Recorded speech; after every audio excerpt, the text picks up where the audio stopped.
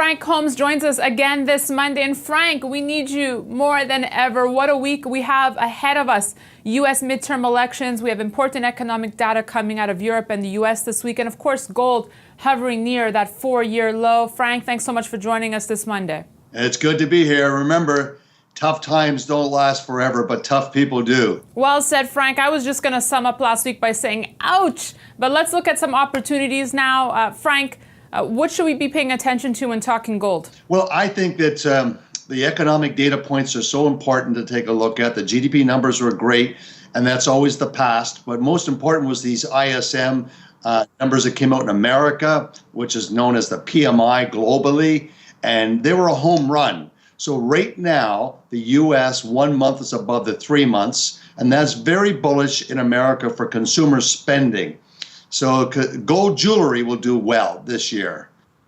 Tiffany's is a stock that we own. It will do, and it's been doing well, and it will continue to do so. So there'll be a shift probably more to gold jewelry. Sales will remain robust than gold bugs and gold coins. But a lot of research is saying that whenever you get these huge sell-offs like this, mean reversion usually takes place, and it's an attractive time as an entry point. But as a global money manager, gold and gold stocks are 10% of my portfolio. So I'm happy to see the U.S. is strong, and I'm happy to see that gas prices at the pump are declining because it's huge for consumer spending, which should be great this quarter. All right, so Frank Holmes liking Tiffany. Let's look to China for a second now. Still on opportunities here, Frank. And a survey released on Monday today indicated China's service sector grew at its slowest pace in 9 months in October. So the non-manufacturing PMI fell from 53.8 in October, from 54 in September. Could this affect gold? Is it relevant? No, it's an important story because the strongest PMIs globally is America. However, it's not strong enough to lift the world.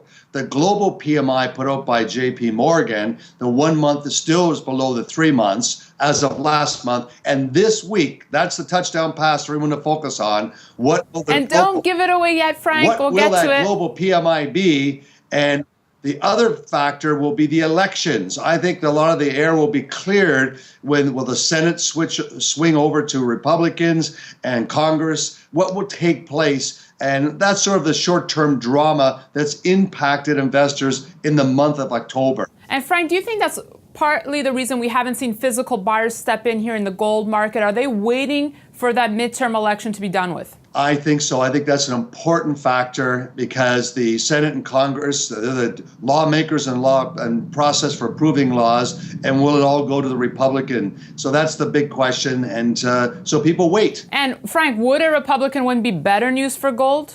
Well, it's hard for me to say. It's just their policies. It doesn't matter to me if it's a Democrat or Republican party.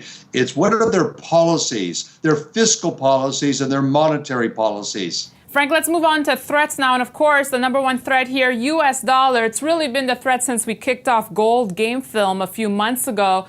Is there an end in sight to the U.S. dollar rally? And, how much higher can it go? I guess that's really the million-dollar question here, Frank. Well, I think the two factors, Danielle, are remember, the fear trade and the love trade. And for the fear trade, it is a strong dollar is negative for gold. That's just a fact. So that's what we're living with.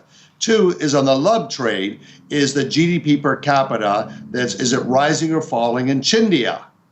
And if it's declining on real terms, that's usually negative for consumption of gold.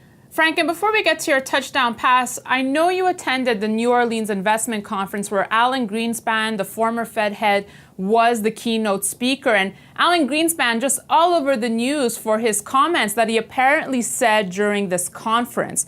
I know you were in attendance, you were seated in the audience, and I'd like to get your interpretation. So one blogger was saying that during the conference, Greenspan said that the Federal Reserve is sitting on a pile of tinder, that the Fed is not independent, and that the price of gold is headed to measurably higher levels.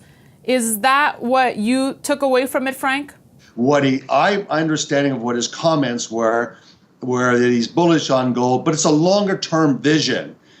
These short-term issues with regard to the Fed and its independence, all these things were short-term, but the idea of gold rising to substantially higher prices, that wasn't immediate. That wasn't in the next 3 months or a year, is the way he commented on it. Right. But it doesn't deny, understanding monetary and fiscal policy and the imbalances. So we have a huge imbalance of fiscal and monetary policies. One of the big factors of impacting global PMI numbers is this continuous attack by central bankers, regulators, and policymakers against all the banks. That impacts global economic activity. All right, Frank, finally, touchdown pass. Elections, the global PMI.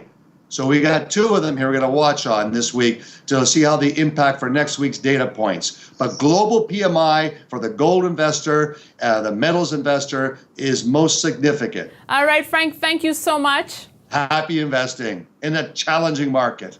Yes, good luck to all our investors out there, and thanks for watching this edition of Gold Game Film with Frank Holmes. We want to know what you think. You can email us at newsfeedback@kitco.com. Happy Monday.